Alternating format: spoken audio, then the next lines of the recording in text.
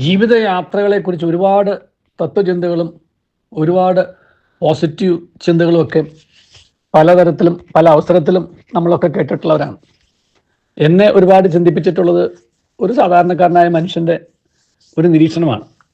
അതും ഒരു യാത്രാവേളയിലുണ്ടായ നിരീക്ഷണം.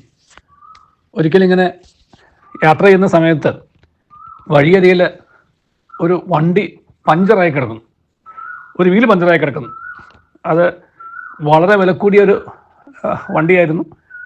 അതിൻ്റെ ഉടമസ്ഥൻ്റെ ജീവിത പങ്കാളിയും മാത്രമുള്ള യാത്ര ചെയ്യുന്നത്.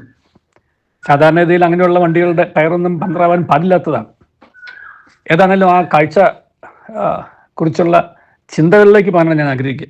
ഈ കൂടെ യാത്ര ചെയ്തിരുന്ന ആ മനുഷ്യൻ പറയായിരുന്നു, എത്ര വലിയ വണ്ടി വില കൂടിയ വണ്ടിയായാലും ഒന്ന്, അത് റോട്ടിൽ കൂടെയാണ് പോകുന്നത്, റോഡിൽ കൂടെ പോകാൻ വേണ്ടിയിട്ടുള്ളതാണ്.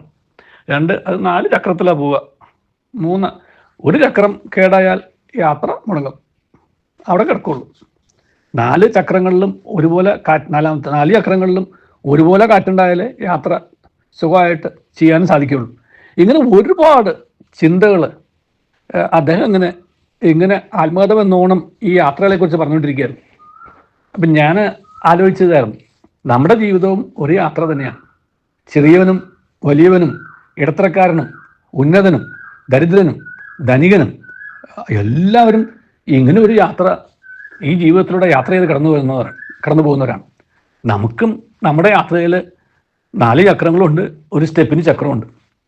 പക്ഷെ നമ്മൾ നമ്മുടെ യാത്രയിൽ ഈ ചക്രങ്ങളുടെ വില എന്താണ് എന്ന് ഒരിക്കൽ പോലും ആലോചിച്ചിട്ടില്ല. അത് ജീവിതം തകർത്തിടുന്ന സമയത്ത് അല്ലെങ്കിൽ തളർത്തിയിടുന്ന സമയത്ത് പോലും നമ്മൾ ആലോചിച്ചിട്ടില്ല. എൻ്റെ വിനീതമായ അഭിപ്രായത്തിൽ ഒരു സുഖകരമായ അല്ലെങ്കിൽ വിജയകരമായ അല്ലെങ്കിൽ നല്ലൊരു യാത്രയുടെ 4 ചക്രങ്ങൾ എന്ന് പറയുന്നത് നമ്മുടെ ജീവിതത്തിൽ നാം പുലർത്തുന്ന സത്യവും നീതിയും വിശുദ്ധിയും കരുണയുമാണ്.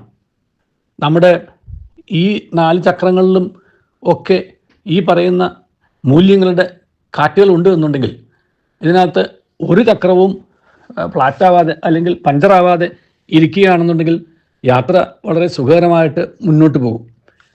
അത് അങ്ങനെ എന്തെങ്കിലും ആ ടയറിന് സംഭവിച്ചാലും നമുക്ക് അടുത്ത സ്റ്റെപ്പിന് ടയറെടുത്ത് നമുക്ക് മുന്നോട്ട് കൊണ്ടുപോകാനും പറ്റും. ഇതിനകത്ത് വേറൊരു ചിന്ത എൻ്റെ മനസ്സിൽ കൂടെ പോയത് നമ്മുടെ ഈ അടുത്ത ദിവസങ്ങളിൽ വായിച്ച ഒരു ചിന്ത തന്നെയാണ്.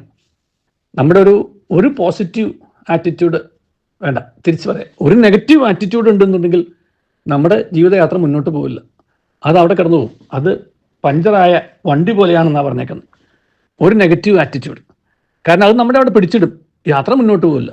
ആ ആറ്റിറ്റ്യൂഡ് മാറ്റിയാൽ, ആ ആറ്റിറ്റ്യൂഡിനെ നമ്മൾ മാറ്റി നമ്മുടെ പോസിറ്റീവ് ആറ്റിറ്റ്യൂഡ് ആകുന്ന ചക്രം വെച്ചാൽ മാത്രമേ യാത്ര മുന്നോട്ട് പോകുള്ളൂ.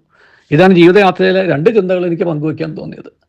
നമ്മുടെ ജീവിതത്തെ തളർത്താനായിട്ട് ഈ പണ്ടത്തെ സാധാരണക്കാരൻ്റെ വണ്ടിയിലെ ടയറുമാതിരി ഒരാണി കയറിയാൽ മതി. ആ ആണി എന്ന് പറയുന്നത് നമ്മളെ പരീക്ഷിക്കുന്ന ഒരു നെഗറ്റീവ് ആറ്റിറ്റ്യൂഡാണ്, സൃഷ്ടിപരമല്ലാത്ത അല്ലെങ്കിൽ വളരെ നമ്മളെ തളർത്തിയിടുന്ന പിന്നോട്ട് വലിക്കുന്ന ഒരു ആറ്റിറ്റ്യൂഡ്. ആ ആറ്റിറ്റ്യൂഡ് മാറ്റിയിട്ട് എനിക്ക് ഈ യാത്ര മുന്നോട്ട് പോകണം, ഒരു ടയർ പഞ്ചറായി എന്നുണ്ടെങ്കിൽ സ്റ്റെപ്പിന് ടയർ എടുത്തിട്ട് ഞാൻ ആ ടയറിൽ വീണ്ടും ഈ പോസിറ്റീവ് ചിന്തകൾ നിറച്ച് എൻ്റെ വണ്ടി മുന്നോട്ട് കൊണ്ടുപോകണം. യാത്ര അതിൻ്റെ ഡെസ്റ്റിനേഷനിൽ എത്തണ്ടേ?